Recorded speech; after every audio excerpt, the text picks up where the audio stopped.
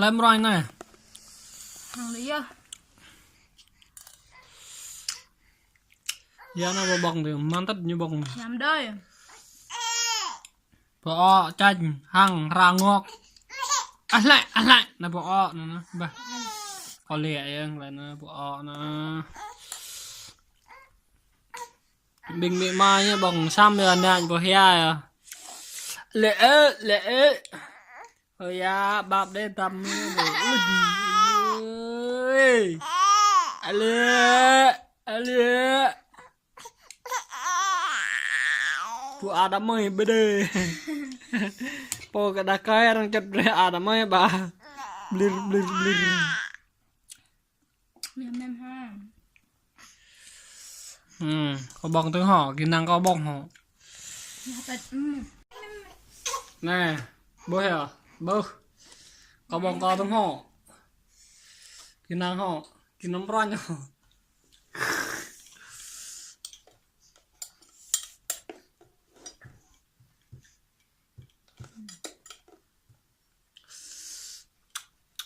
Hằng bằng tắt không lại.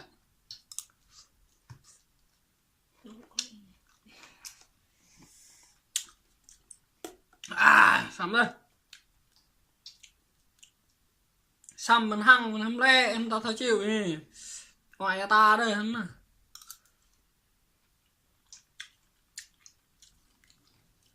Vợ Charang. Xăm cho cái bó chanh đấy. Như là cần xăm rồi mi. Xăm phi.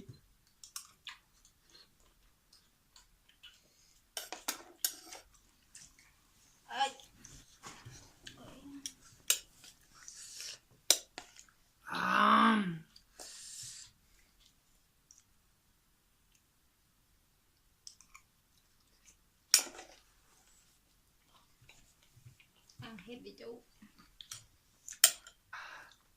Hằng đây.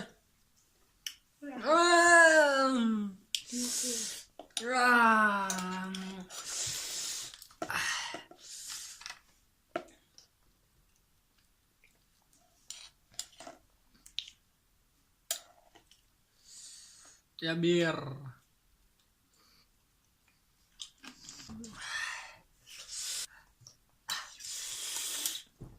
Aduh mbak.